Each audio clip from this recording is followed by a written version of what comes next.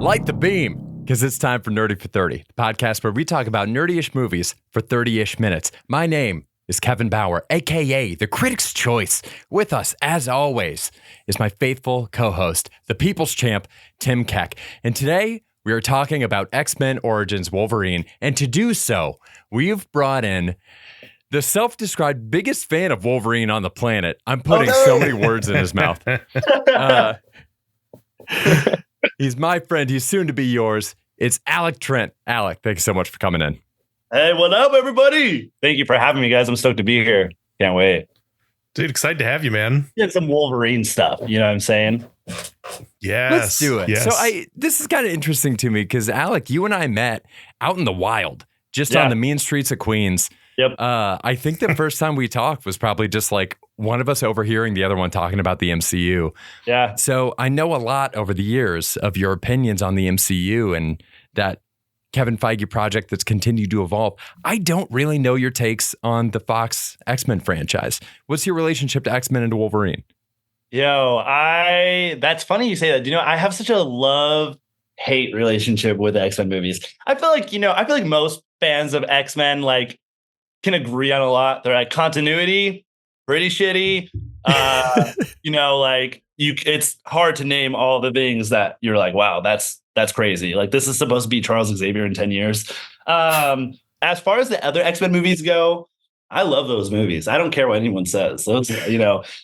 But I have a very love-hate relationship with X-Men Origins Wolverine. It's like nostalgic in a good way, but then you rewatch it and I can't find myself I find myself laughing throughout the entire film. So yeah. But what a crazy movie. Yeah, the X-Men, now rewatching this movie, X-Men Origins, it felt like I know at the time I was infuriated by all of these things where it's like, it can't be Deadpool. It's the Deadpool. It's like, it's kind of the Blob, but not really the Blob. It's like, we just aren't allowed to have good things was my reaction the first time.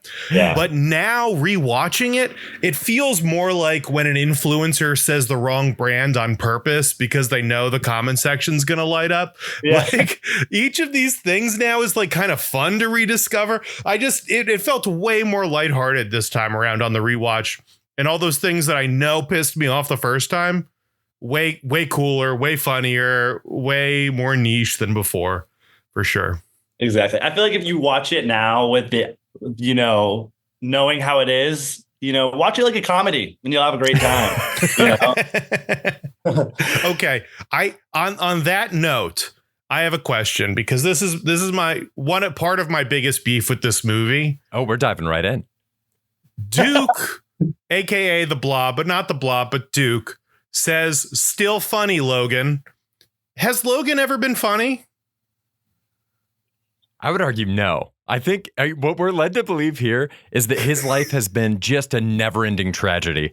And I don't necessarily disagree with that, but the first 3 minutes of this movie are comically tragic. The soap opera that plays out immediately in the Civil War era, whatever this was. Yeah. Yeah. The montage of them just getting shot up wherever they are. Yeah. I loved it. I think that's great. I thought that montage was cool. Way to kick it off. Right? I like the montage. I like the war montage. I'm talking about the one that really threw me that I'd completely forgotten about was young Wolverine and Sabretooth when there's the dad reveal and one of their dads kills the other dad. Yes. How did I not remember upon watching again? Because I watched it the other day and I was the other week. And I remember being I don't remember this. I'm glad I rewatched it. I almost raw dogged this podcast and was just I'm just going to go off my memories. But upon rewatching, I was wow, I'm so happy I rewatched this because I completely forgot about. Also, Troye Sivan is a young Wolverine. That the singer. Wait, kid? Is that actually Troye Sivan? Yeah. Yeah. Are you shitting me? I don't know who that is, but I'm looking at the name for sure. Yeah. He's he had some really pop song that came out recently that was trending all over the place. But yeah, I was watching, I was is that Troye Sivan as a kid? But yeah, that opening scene is crazy. That's incredible. The names that are associated with this movie in retrospect, David Benioff, I think, wrote it. Just wild. Yeah. And then what's his name's randomly in it? Will I am? Will I am. Dude, his lines are crazy. His lines are crazy. My favorite part of the beginning, like the very beginning of the movie, is like Wolverine loses his shit, kills the man who he thought was his father. Then it's revealed that it is his father and that his wife had an affair on her husband with this guy who doesn't have healing powers, but gave birth to 2 sons with healing powers. Yep. And then he stabs his real dad, and his mom goes, oh gosh, what was it? Oh yeah, immediately. Then the mom has the balls to be like, ew, gross, what are you? Yeah. Like immediately she's like, ugh, what's up with you? And it's like 2 people are dead. And you're just like a little creeped out by your little bone clawed kid. I don't know. She should win the mom of award, the mom award of the year is what I'm trying to say. Yeah. Yeah. Top tier mom right there. Wow. Take notes, moms out there watching. If your kid has some bony claws, freak out on him. Yeah. I think that's the thing, is never be afraid to call out your kids for being gross. Yeah. Throw gross around all the time. Oh God. The funny thing is part of my beef with this movie, which is just there's a lot of talking about Wolverine, and Wolverine doesn't do shit for the first 35 minutes of this movie. Until he gets adamantium, he's kind of just hanging out and or getting his butt kicked.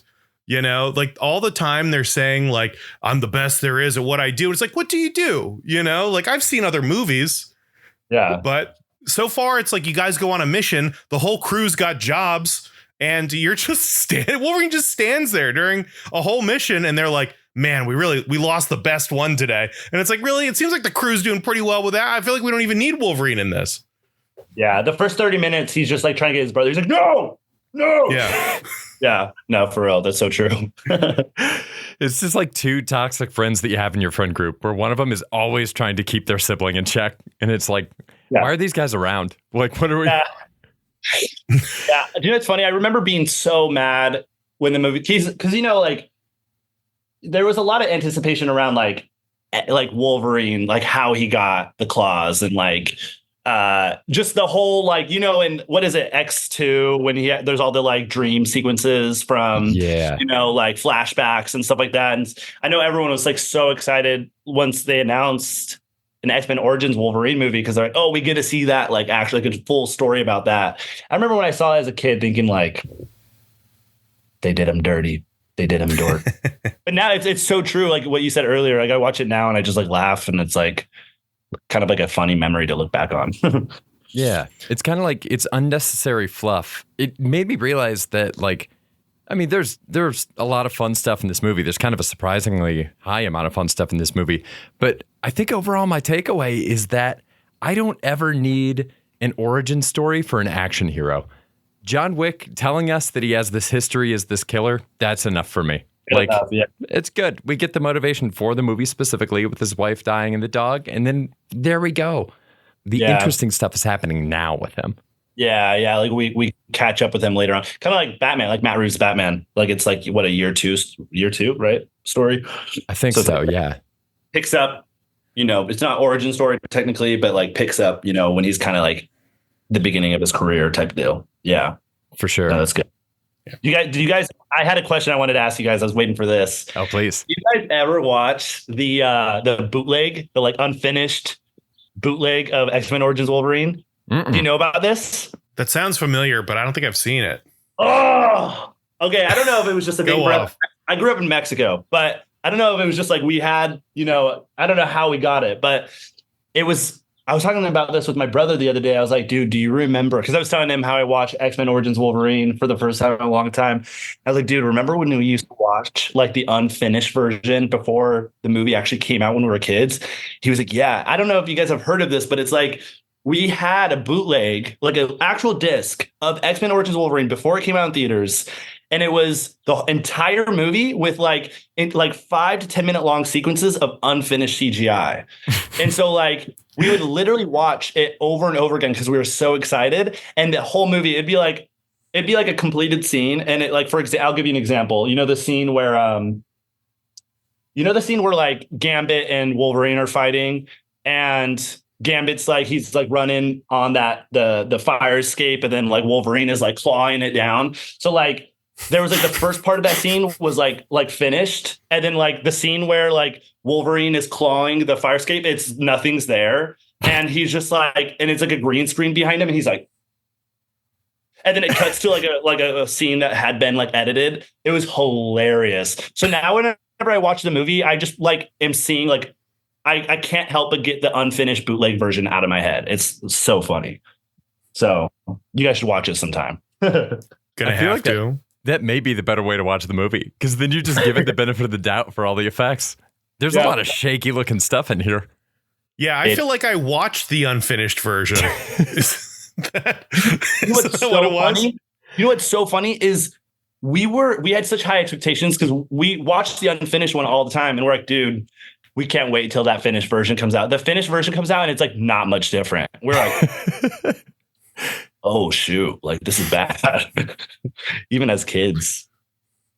Yeah. What did you we talked about Wolverine. What do you think about Sabretooth in this? Do you love his running? Do you love his nails? What do we love the vibe that Liev Schreiber is Lev Schreiber, whatever the guy's name is. I'm a fan of his. Yeah. I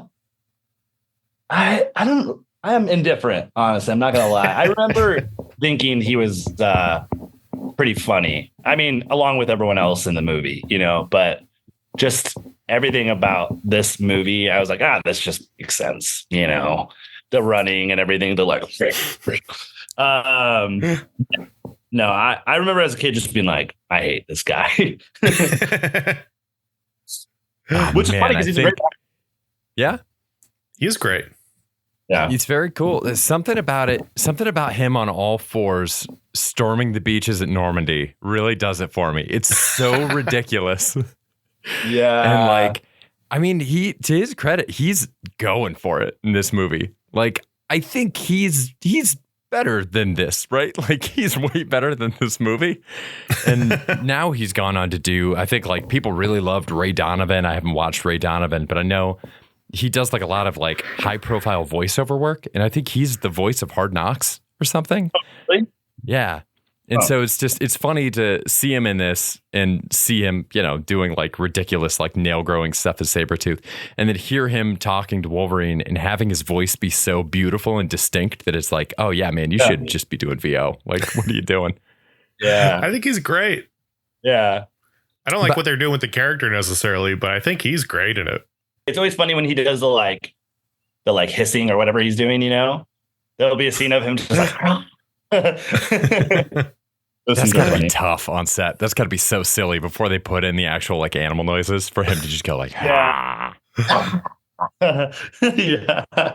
So good. What were we gonna say? I was gonna say, have we ever gotten an explanation outside of just the bad continuity you mentioned as to why Liev Schreiber is Sabretooth, very polished, you know, the black trench coat and everything in this movie, and then in X-Men 1 it's Tyler Mane, and he's wearing just like a massive like pimp fur coat. Yeah. He just looks like a lion. Yeah. Yeah. Just fully looks like a homeless lion. Yep. Yeah. I was always kind of confused. I always assumed it was the same character, but then for whatever reason, I remember recently thinking like, is it really supposed to be the same Sabretooth? Like, yeah, because when you watch them, obviously, like if you watch X-Men Origins Wolverine and then you watch X-Men, it's like, yeah, these guys don't seem like they, like, obviously, you know, he like Logan has lost his memory and stuff and all that, but like these guys do not seem like they have any form of history, you know, clearly because it was made after, but they have, they never really explained that. No, not at all. It's very strange. Yeah. Cause even Sabretooth having his memory, very strange for him to be like, I guess just taking a pass on telling his brother that he's his brother. And being like, all right, cool. I don't think Logan knows. So I'm just going to skate right on past here. Yeah. Yeah. And he also like must have just learned how to say a few words in the time, right? Because isn't in X-Men, doesn't he like not really talk? Doesn't he kind of like he's quiet? Yeah. I feel like he only says like one word things. He's like move or like happy. I don't know what he says, but you get it. It's hulky. He does It's have very Wolverine's hulky. dog tags, so he's kind of obsessed with him. But Oh yeah. I think Wolverine takes them back from him at some point Yeah. in the first one. So he does have this weird obsession with him. What's your biggest beef then, Alec? What's like the thing that annoys you about this movie the most? Oh, that's so hard, man. This is full of them. Biggest beef. I don't want to be cliche and say Deadpool, but that was wild. That was pretty wild what they did with Deadpool. Have you seen the concept art for like the directions they were going in? No, I don't know. I don't know if you guys can like pull up an image or whatever, but the concept art is crazier than like what came out in the movie too. I'm like, I can't believe that I'm gonna say the version you went with, I'm happy with, because that's how bad the concept art is. So I would say probably Deadpool, but I don't know. Yeah, that's tough to say. But that shot of Charles Xavier at the end is pretty brutal as well. Oh my God. Yeah. That one's unchanged from the cut that you saw as a kid. That's first draft CG shit. That's PlayStation 1 right there. That's no, that's crazy. Deadpool is a bummer. Do you know what? I'll say Deadpool, but you're probably gonna ask this, but I'm gonna cut to it now. And then you can say whatever, but I'm one of the few people who liked Gambit. Sue me. Okay? Yeah, but like they could have done more with him for sure, and I'm surprised they haven't. But I'm a fan of Gambit in that movie. I like that actor as Gambit. I think he should have played Gambit for a long time. I don't know if that's a hot take, but anyways, you guys answer. What are your most disappointing names? Tim, hit it. I mean, I love Gambit. I think Gambit's great in this. I like Taylor Kitsch. I was very exciting to see Gambit in this.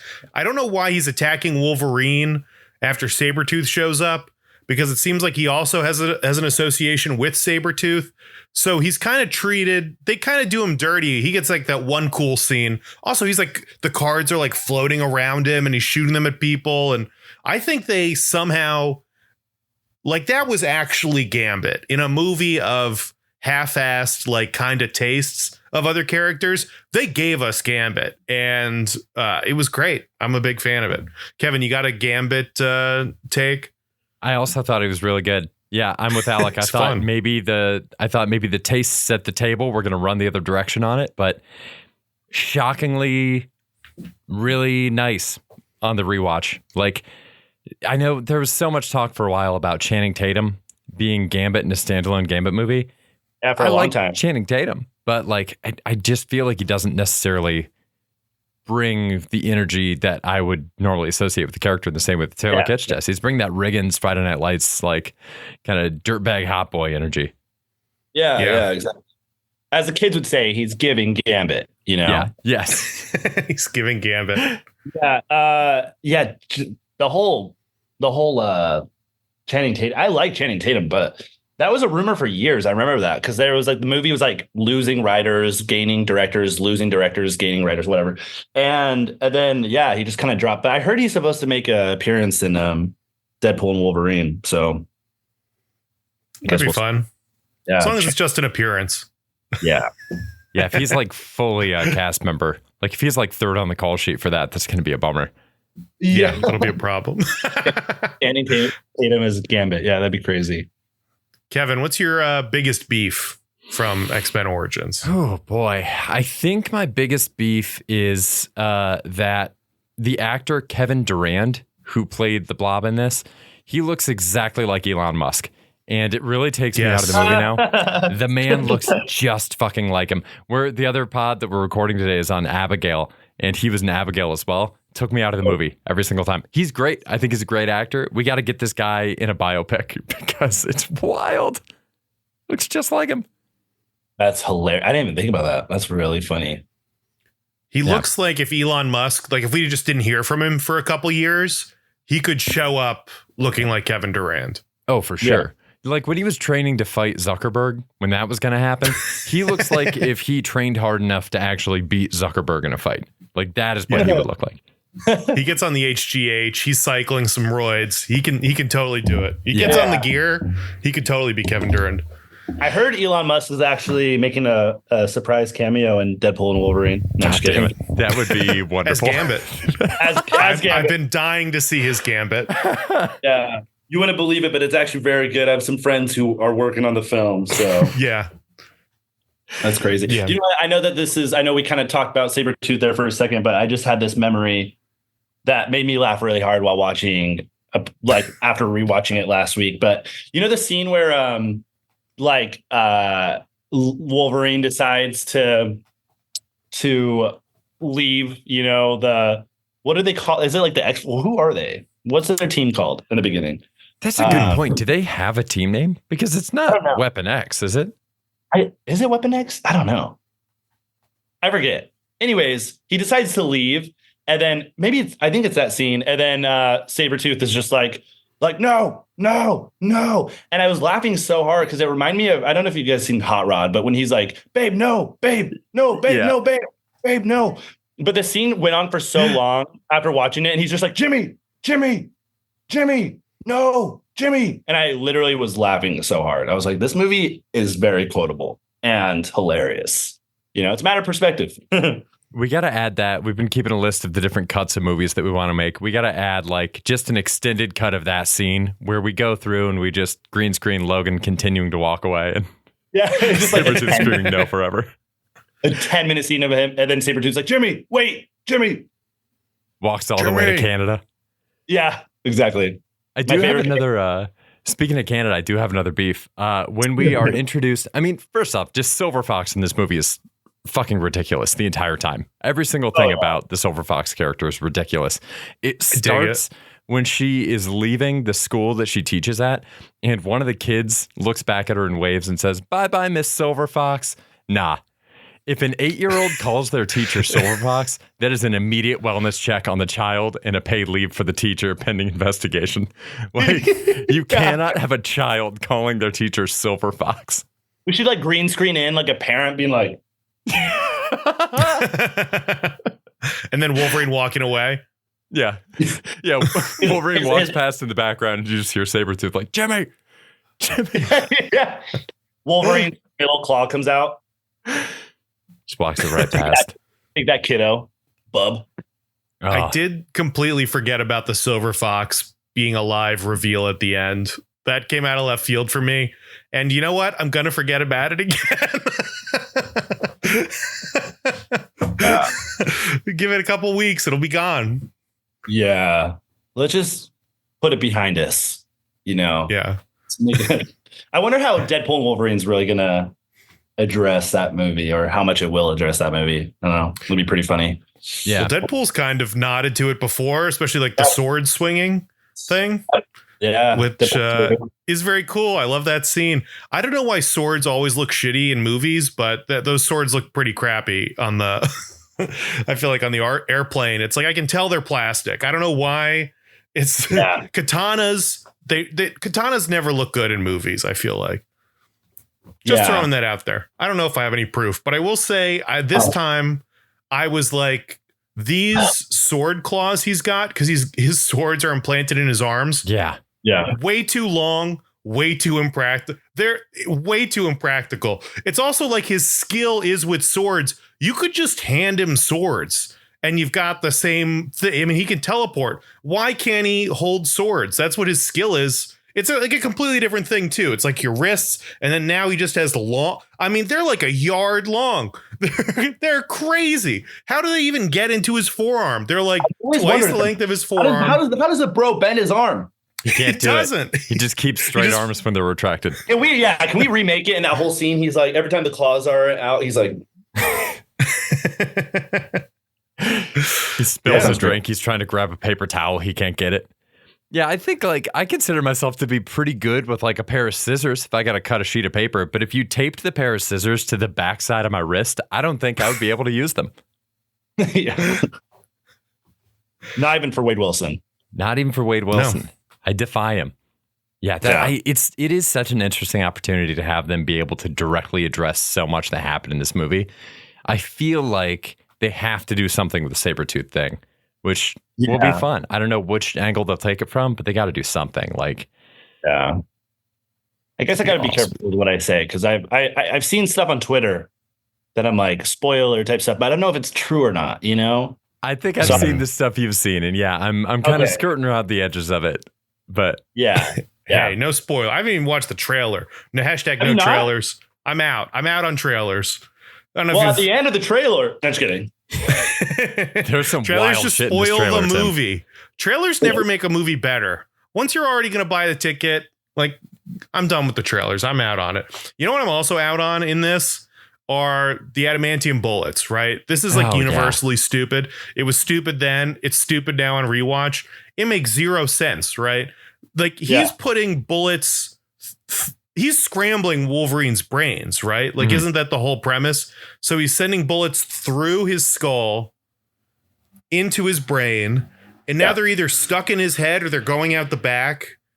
But then at some point, we're going to see in the first X-Men movie, they do a scan of his head and it's a skull. Right. Like, you would notice if someone's skull had 2 bullet holes in it. Yeah, Professor X would have been like, oh, fuck.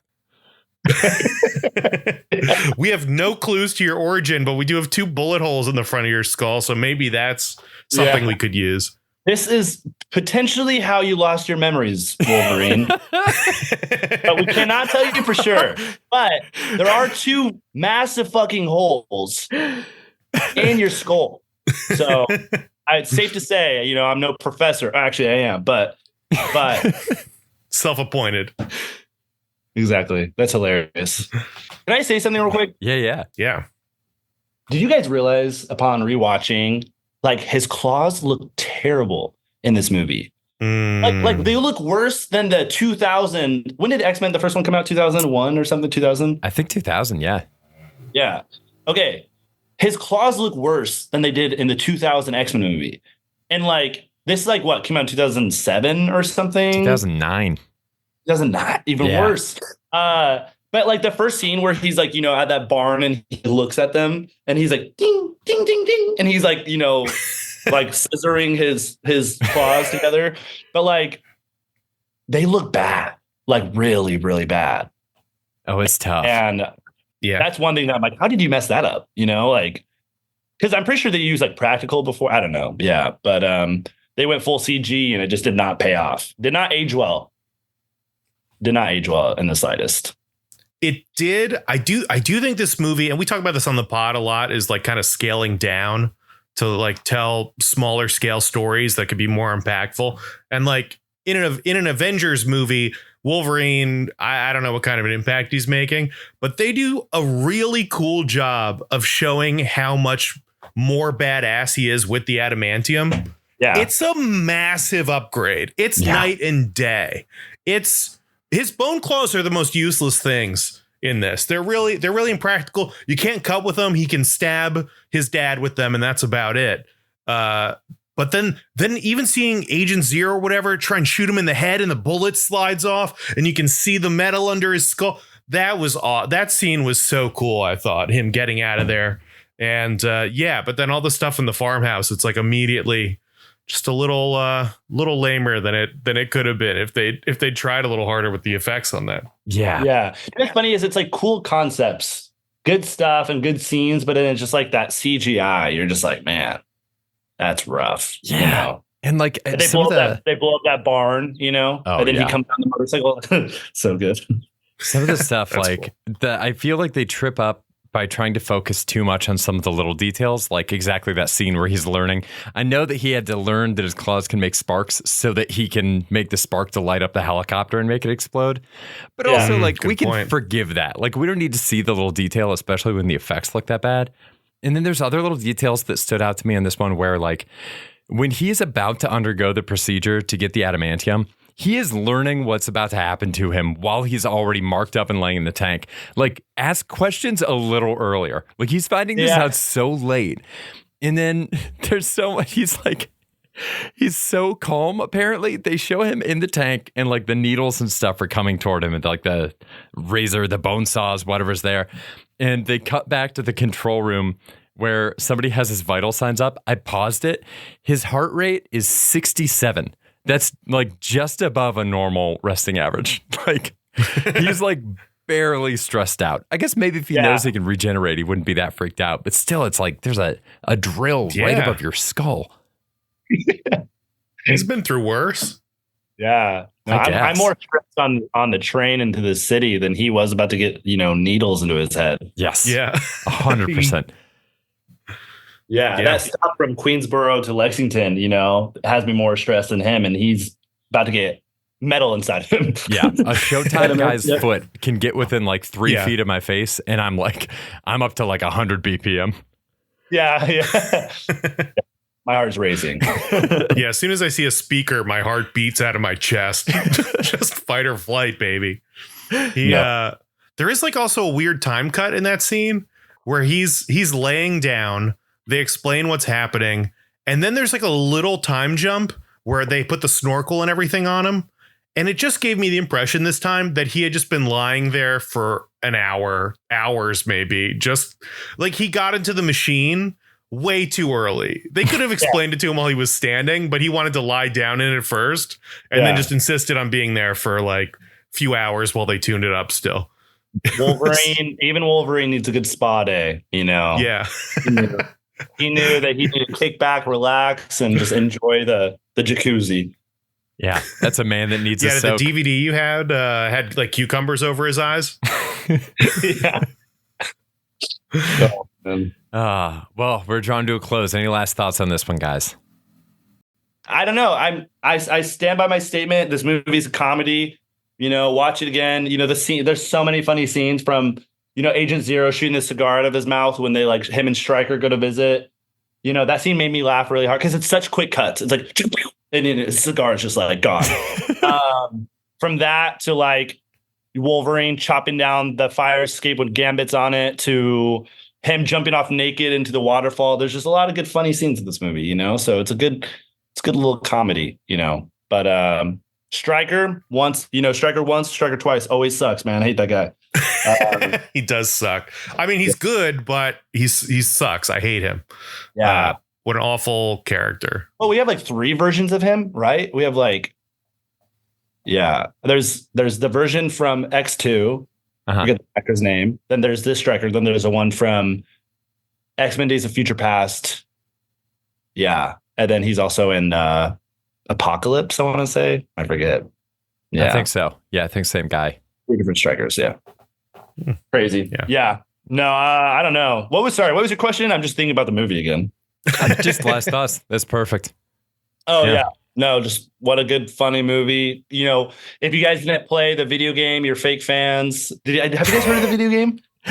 I remember that. Yeah. Oh, yeah. Video game's crazy. For those of you listening, just Google, go on YouTube and type in like X-Men Origins Wolverine game. Watch the entire story mode. If you think the movie's crazy, you're going to have the time of your life watching the story mode for the video game. They take the continuity of X-Men and make it even worse. And the voice acting is hilarious. So do yourselves a favor and just go watch gameplay from the game. It's a pretty crazy experience. Yeah, I think it was like an early Xbox 360 game. The graphics are even better. Yep. Better than the movie. This has been Nerdy for 30. Thank you so much for listening, everybody. Alec, thank you so much for joining us today. Thank you, guys. Yeah, thanks. Alec is the host of 8 Ounce, the podcast. Do you want to do a quick little plug for it?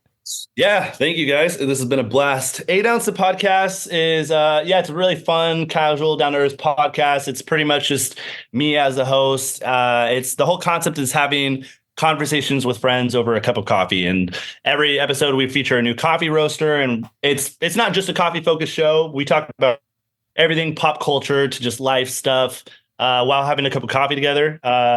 So yeah, it's a great time. I've had a blast on this podcast, guys. Thanks for having me. I'm always down to talk about anything superhero related, so it's been great. But thanks for having me. It has been absolutely awesome. Thanks for being here. And actually, am I wrong? You just got back from Paris. Did you record an episode while you were there? Yeah. So I just got back from Europe. I was gone for almost 3 weeks. I did. I'm doing like a whole Europe little mini series thing. So I did an episode in Paris. I did an episode in Amsterdam that just dropped last Friday, or whatever. Recently. And then I have an episode dropping soon. It's our episode in the UK. And so just 3 Europe episodes. Yeah, it was a blast. I'm so jealous. Tim, we gotta do this. We gotta make this happen. I know. Well, you should just travel. Right? Yeah. No, you could talk. Take a show on the road.